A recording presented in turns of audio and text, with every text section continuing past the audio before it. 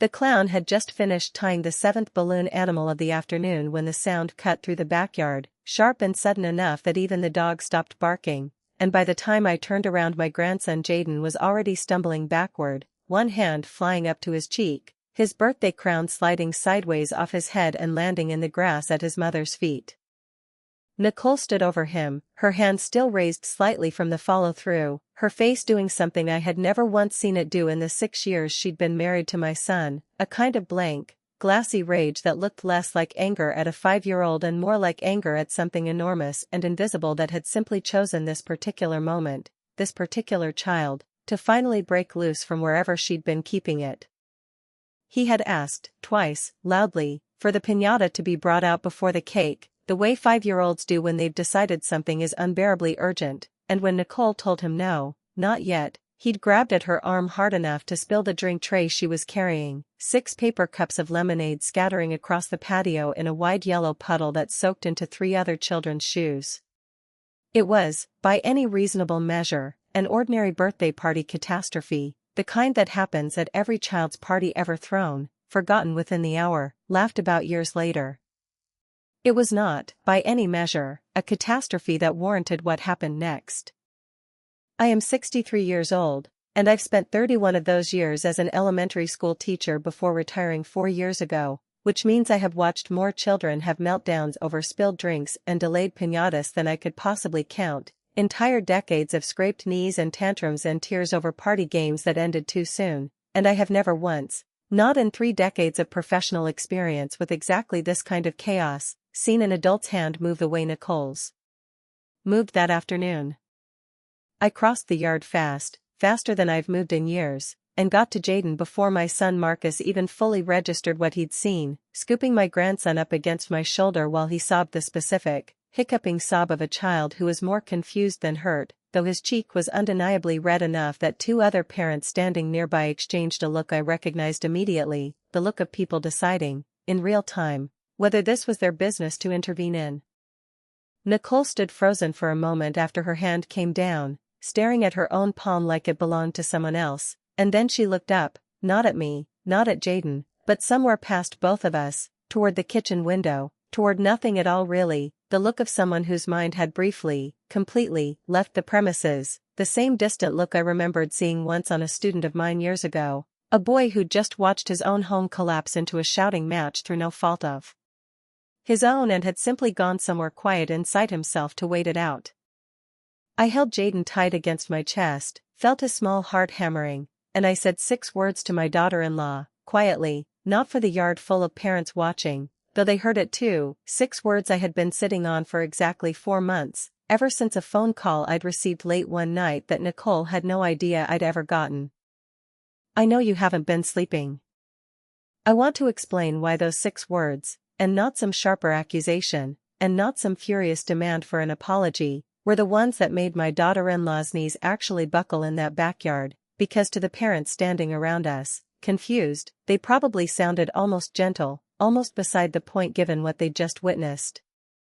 But 4 months earlier, Marcus's business had sent him overseas for a rotation that turned into 3 months instead of the planned 3 weeks, an emergency project nobody had anticipated, leaving Nicole alone with Jaden and his 2-year-old sister for nearly the entire stretch, no family nearby except me, and me living 90 minutes away with a schedule she never once asked me to rearrange around her, because Nicole has always been fiercely, almost stubbornly proud about never needing help. The kind of woman who'd rather collapse quietly than admit she was struggling in front of anyone, especially her mother-in-law. I'd gotten a call at 11 at night in month 2 of Marcus's absence, not from Nicole, but from her sister, worried, saying Nicole hadn't answered texts in 2 days, that when she'd finally gotten through, Nicole's voice had sounded flat and strange, saying she was just tired, saying it in a way that made her sister uneasy enough to call me even though the 2 of them had never been especially close, more polite than warm, the kind of sibling relationship built on obligation more than intimacy. I'd driven out that same night, 90 minutes on empty highway with my headlights the only ones on the road, let myself in with the spare key Marcus had given me years earlier for exactly this kind of emergency, and found Nicole asleep sitting upright on the living room floor, her back against the couch, both children finally down for the night, dishes stacked in towers she clearly hadn't had the energy to wash, a half-eaten dinner congealed on the counter, laundry spilling out of a basket. She'd apparently started sorting and then simply stopped mid-task, the whole house holding the particular exhausted stillness of someone running on fumes far past what any body should reasonably be asked to run on. I hadn't woken her that night.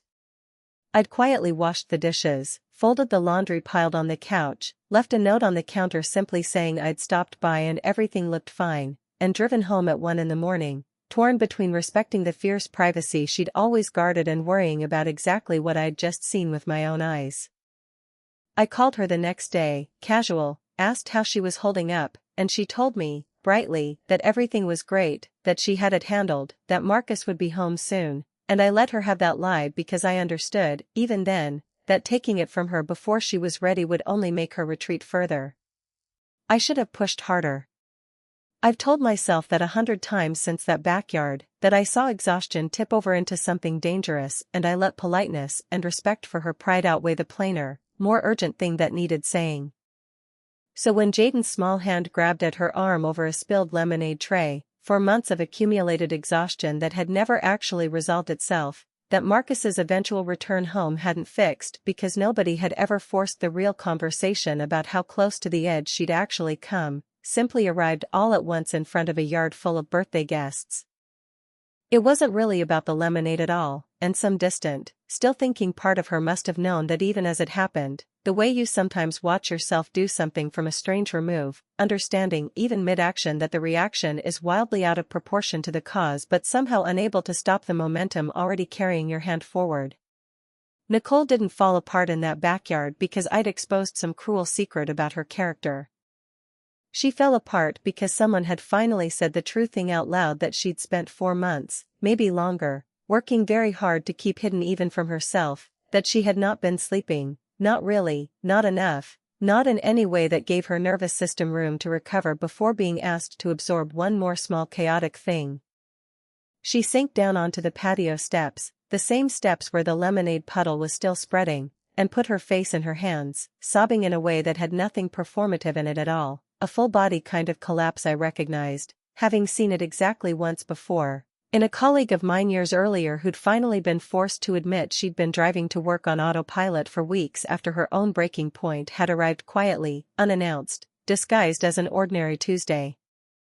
Marcus knelt beside her immediately, his hand on her back, clearly stunned, clearly beginning to understand, in real time, exactly how much he hadn't known about the 3 months he'd been away. How much his wife had carried silently while he'd been apologizing over video calls about long hours and missing bedtime stories, believing, because she'd told him so herself, that she was managing just fine. The party ended quietly after that, guests gathering their children with quick, understanding goodbyes, a few mothers pausing to squeeze my arm on their way out, one of them whispering that she recognized exactly what she'd just watched because she'd been there herself 2 years earlier. Closer to the edge than anyone in her life had realized until it was almost too late. Another parent quietly offered to take the leftover cake home rather than make Nicole deal with it, a small gesture of the kind of understanding that comes only from people who've stood at that same edge themselves.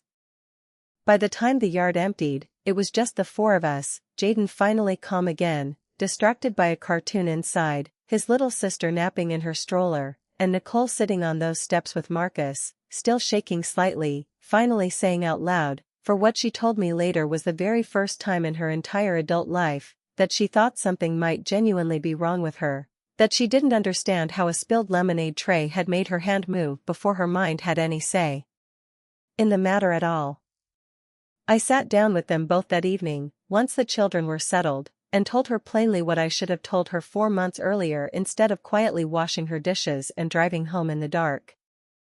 I told her that what happened to Jaden was serious, that it needed real attention, professional attention, not just from her but for the whole family, that Marcus needed to understand exactly what 3 unsupported months had actually cost his wife, and that pride, however deeply it ran in her, could not be allowed to keep standing guard over a house where a small child had just learned that safety could vanish in half a second over something as small as a spilled drink. Marcus, to his credit, didn't get defensive, didn't try to explain away his 3 months overseas or minimize what he was hearing. He just sat there, holding Nicole's hand, asking quiet questions, wanting to understand exactly what he'd missed and exactly what needed to change so it never happened again, and watching him do that, watching my son actually listen instead of retreat into guilt or excuses, was its own small relief in an otherwise heavy evening.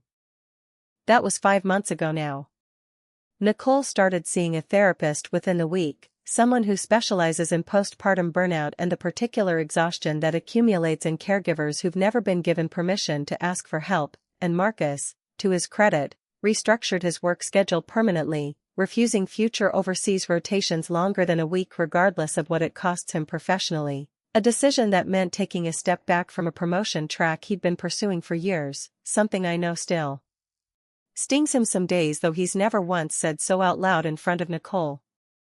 Jaden is doing well, still occasionally cautious in a way that catches at my heart, a small hesitation before he reaches for something he thinks might upset someone, though his own pediatrician assures us 5-year-olds are remarkably resilient when the adults around them respond with real change instead of just apology.